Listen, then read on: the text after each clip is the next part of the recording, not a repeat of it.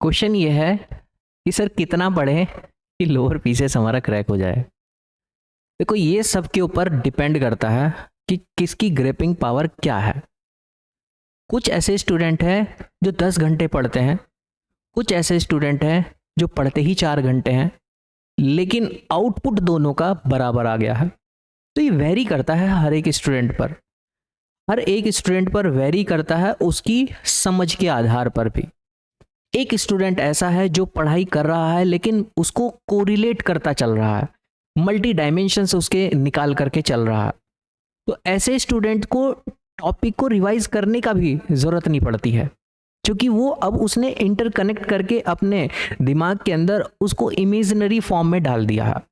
और imaginary form में जब आप किसी भी चीज़ को अपने माइंड को इंस्ट्रक्शन देते हैं फीड करने का, तो वो लॉन्ग टर्म के लिए आपकी मेमोरी का हिस्सा बन जाता है।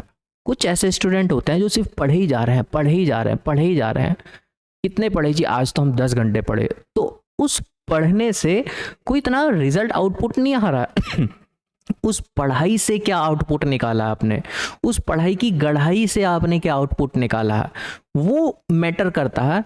आपने दिन में 8 घंटे पढ़े या 10 घंटे पढ़े या 4 घंटे पढ़े, इस उसका विदाउट आउटपुट कोई मायने नहीं है। सिर्फ पढ़ाई से काम नहीं चलेगा, आपको पढ़ाई के साथ साथ एक राइट डायरेक्शन भी चाहिए होती है कि पढ़ाई किस सब्जेक्ट पर कितनी करें, वेटेज क्या है, पेपर की डिमांड क्या है।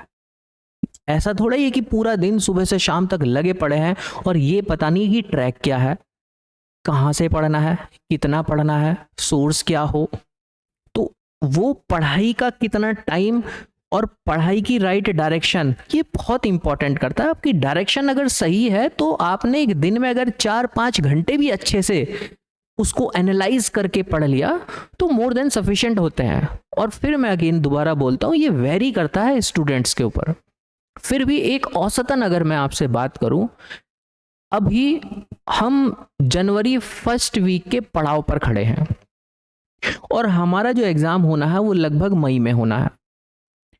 लगभग अगर आपने अच्छे से 800 से 1000 घंटे के आसपास अगर आपने इस पूरे अलग अपने सिलेबस जो है, इस सिलेबस को अगर आपने दे दिए, अब वो 800 से 1000 घंटे आप किस तरीके से मैनेज कर रहे हैं वो अब आपके ऊपर है।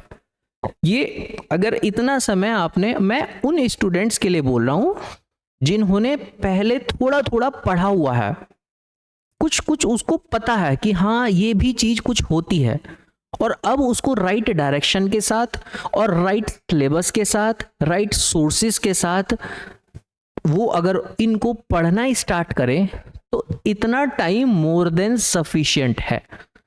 और अगर इस टाइम को आप ठीक से कैलकुलेट करें तो दिन के लगभग 7 से 8 घंटे के आसपास अराउंड ये एक बैठ जाता है।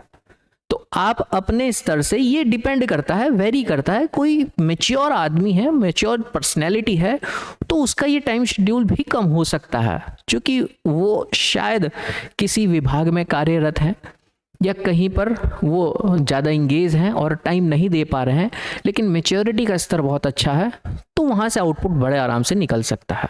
एनालाइज वाले पार्ट पर ये एग्ज़ाम सिर्फ नॉलेज का एग्ज़ाम नहीं है, ये एग्ज़ाम आपकी एनालिसिस का भी एग्ज़ाम है।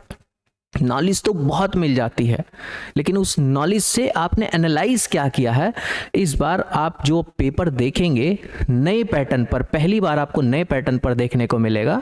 जैसे अपर पीसीएस का प्री आपको नए पैटर्न पर पहली बार देखने को मिला, और इस पेपर को आप पीछे के अभी तक जितने भी पेपर हुए हैं उनसे एनालाइज करें, उससे कंपैरिजन करें, तो आपको बहुत डिफरेंस नजर आएगा। आप अगर इस बार उत्तराखंड पीसीएस प्री एग्जाम जो पेपर देने के लिए बैठे थे, वो बच्चे एनालिसिस वाले बच्चे आपको मेंस एग्जाम के अंदर बैठे हुए नजर आए, जिनका एनालिसिस वाला पार्ट अच्छा था, और जो सिर्फ रट ही रहे हैं कि चलो वन लाइनर बुक ला करके हम ये वाली बुक भी पढ़ लें और हम ये वाली बुक भी पढ़ लें और उसकी गहराई से जानकारी नहीं लें, तो तुक्के में प्री तो निकल जाएगा, लेकिन मेंस में आप वहां पर देखोगे कितने जाले लगे हुए हैं इस कमरे में, कोई सफाई क्यों नहीं करता है, वहां पे आपको और कुछ समझ आएगा ही नहीं। ये पेपर एनालिसिस का ही है, क्लियर है? तो यहाँ पर भी अगर आपने ठीक से एनालाइज कर दिया, सब्जेक्ट को एनालाइज कर दिया, उसके पैटर्न को एनालाइज कर दिया, उसके प्रीवियस ईयर क्वेश्चन पेपर को अच्छे से एनालाइज कर दिया कि अच्छा टॉपिक क्या है, अब उस टॉपिक की गहराई बढ़ानी है बस नए पैटर्न के अकॉर्डिंग, आपका प्री आराम से निकल जाएगा। ठीक है, तो कितना पढ़ना है वो आपके ऊपर डिपेंड करता है, आपके स्टैंडर्ड के ऊपर डिपेंड करता है, किस हिसाब से आप इस पेपर को लेकर के चल रहे हैं, और ये सब स्टूडेंट के लिए वेरी करेगा। ठीक है, तो ये आपका एक क्वेश्चन था, तो इसका शायद आपको जवाब मिल गया होगा। आपको कुछ और पूछना होगा, कमेंट बॉक्स खुला है, आप पूछ सकते हैं। और Uttarakhand lower PCS and upper PCS special हम लोगों ने अपनी क्लासेस स्टार्ट कर दी हैं हमारी एप्लीकेशन पर। आपको अगर कुछ भी जानकारी चाहिए होगी तो नीचे डिस्क्रिप्शन बॉक्स में आपको एक व्हाट्सएप नंबर दिया गया है, आप वहाँ से कनेक्ट करके आप हमारी टीम के साथ कोरिलेट कर सकते हैं। ठीक है, कुछ पूछना होगा तो कमेंट बॉक्स खुला है, आप पूछ सकते हैं। Thank you.